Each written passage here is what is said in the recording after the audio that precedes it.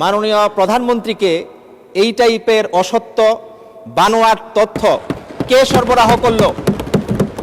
এই তথ্য মন্ত্রণালয় থেকেই তো সরবরাহ করা হয়েছে।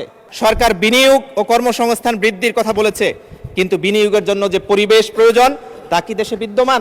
আজকে শুরুতেই মন্ত্রণালয় ভিত্তিক যে বাজেট বরাদ্দ হয়েছে সেখানে একটি বিশেষ খাত তথ্য ও যোগাযোগ প্রযুক্তি বিভাগ, এখানে 2049 কোটি টাকা বরাদ্দ হয়েছে দেখলাম। কিন্তু দুঃখের বিষয় হচ্ছে তথ্য প্রযুক্তি নিয়ে যেরকম চমৎকার বাজেট হয়েছে তার বিপরীতে চমৎকার ঘটনা ঘটছে না। আমরা গতকাল অত্যন্ত পরিতাপের একটি বিষয় দেখেছি। মাননীয় প্রধানমন্ত্রী একটি বিষয়কে কোট করেছেন। তিনি বলেছেন জামাত ইসলামী বর্তমান সরকারের যে 2026-27 বাজেট এবং সম্পূরক বাজেট, এই বাজেটের বিরুদ্ধে প্রতিক্রিয়া দেখাতে গিয়ে মাদক, সিগারেট সহ এসবের দাম বৃদ্ধির কারণে প্রতিক্রিয়া দেখিয়েছে। আমি আশ্চর্য হয়ে গেলাম, মাননীয় প্রধানমন্ত্রীকে এই টাইপের অসত্য বানোয়াট তথ্য কে সরবরাহ করলো? এই তথ্য মন্ত্রণালয় থেকেই তো সরবরাহ করা হয়েছে। আমি দৃঢ়তার সাথে এর প্রতিবাদ জানাচ্ছি এবং বলছি, বিগত সময়ে তথ্য বাবার আবির্ভাব হয়েছিল এবং এসব কারণে বাংলাদেশের মানুষ কি পরিমাণ সাফারার হয়েছে সেটি আমরা জাতিগতভাবে দুঃখজনকভাবে অবলোকন করেছি। এই বিষয়টিকে সামনে রেখেই আমি আমার বক্তব্য যেতে চাই। প্রথমেই বলতে চাই, একটি বাজেটের মূল্যায়ন তার ঘোষণার আকার দিয়ে নয়, বরং তার বাস্তবায়ন, সক্ষমতা এবং জনগণের জীবনে প্রভাব দিয়ে করতে হয়। সেই বিচারে এই বাজেট নিয়ে কিছু গুরুতর প্রশ্ন আজকে আমাদের মাঝে রয়ে গেছে। মাননীয় স্পিকার, সরকার 9,38,000 কোটি টাকার বাজেট প্রস্তাব করেছে এবং এখানে 6,95,000 কোটি টাকার রাজস্ব আদায়ের লক্ষ্য নির্ধারণ করেছে। কিন্তু বাস্তবতা হলো গত কয়েক বছর ধরে ধারাবাহিকভাবে রাজস্ব লক্ষ্যমাত্রা অর্জিত হয় নাই। 25-26 সালের সংশোধিত বাজেটেও রাজস্ব লক্ষ্যমাত্রা কমিয়ে আনতে হয়েছে। তাহলে একই কাঠামো, একই প্রশাসন, একই সীমাবদ্ধতা নিয়ে আগামী সেশনে কিভাবে আরও বড় রাজস্ব সংগ্রহ করা হবে এ প্রশ্নের সন্তোষজনক উত্তর বাজেটে নেই মাননীয় স্পিকার। দ্বিতীয়ত, এই বাজেটে ঘাটতির পরিমাণ 2,43,000 কোটি টাকা। এর অর্থ হলো সরকারকে বিপুল পরিমাণ ঋণের উপর নির্ভর করতে হবে।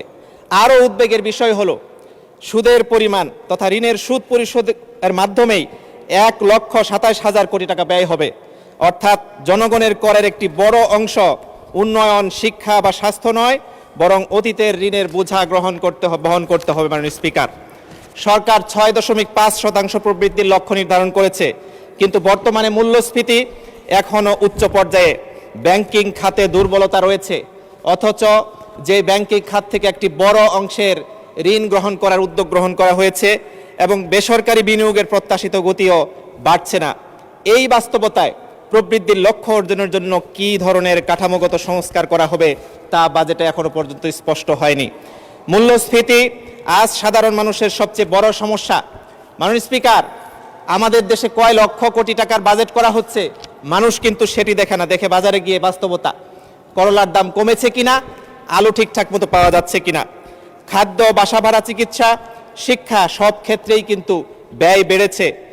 আমাদের নিম্ন মধ্যবিত্ত ও নিম্ন আয়ের মানুষের জন্য এই বাজেটে পর্যাপ্ত স্বস্তির কিছু নেই। আমাদের এখানে বারবার উল্লেখ করা হচ্ছে, কার্ড দেওয়া হচ্ছে বিভিন্ন, কিন্তু আলটিমেটলি যদি পণ্যের দাম না কমে, মাননীয় স্পিকার, যে কার্ড দিয়ে যে টাকা সরবরাহ করার সিদ্ধান্ত নেওয়া হয়েছে এই খরচ মানুষ বহন করতে হিমশিম খাবে, কোনো ব্যালেন্স করতে পারবে না মাননীয় স্পিকার। অথচ স্বাস্থ্য খাতে এখনো প্রয়োজনের তুলনায় অনেক কম। বাংলাদেশের মানুষ এখনো চিকিৎসা ব্যয়ের বড় অংশ নিজ পকেট থেকে বহন করে। এটি শুধু অর্থনৈতিক নয়, সামাজিক বৈষম্যেরও একটি বড় কারণ। এই সব কিছু মিলিয়ে আমরা ফিল করেছিলাম যে 10টি খাতকে অগ্রাধিকার দিয়ে বাজেট পেশ করা হয়েছে, চমৎকার, কিন্তু সেখানে যদি সুশাসন টপিকটুকু থাকতো তাহলে হয়তো আমরা স্বস্তি পেতাম। আজকে দেখছি মাননীয় স্বরাষ্ট্র মন্ত্রণালয়ের পক্ষ থেকে যে টপিকে বিবৃতি দেওয়া হয়েছে, এইরকম আরো অসংখ্য টপিক আজকে আমাদের সংসদে 300 ধারায় কেন বিবৃতি দেওয়া হলো না মাননীয় স্পিকার, এটা আমরা জানতে চাই। এভাবে যদি একের পর এক সুশাসনের দিকে না দেখে মানুষের অধিকারের দিকে না দেখে বাজেট পেশ করা হয়, এই বাজেট মানুষকে সন্তুষ্ট করতে পারবে না মাননীয় স্পিকার। সর্বশেষ আমি আপনার কাছে একটু সময় বাড়িয়ে চাই, যদি সুযোগ দেন আমাকে। জি, 2 মিনিট দেওয়া হলো আপনাকে। মাননীয় স্পিকার, অত্যন্ত ধন্যবাদ আপনাকে। আমি বিশেষভাবে বলতে চাই, আমাদের এই দেশকে স্থিতিশীল করার ক্ষেত্রে মাননীয় স্বরাষ্ট্রমন্ত্রী বা তার মন্ত্রণালয় যে ভূমিকা রাখছে সেই বিষয়গুলো আমাদের জন্য অত্যন্ত পরিতাপের। তার পাশাপাশি একটি বিষয় দৃঢ়তার সাথে বলতে চাই, এই বাজেটে যে অগ্রাধিকারগুলো দেওয়া হয়েছে আর বিএনপির যে বক্তব্য আমরা বিভিন্ন জায়গায় শুনেছি, এই সংসদে শুনেছি, তার মধ্যে একটি বিরাট বড় পার্থক্য আমরা দেখতে পাচ্ছি।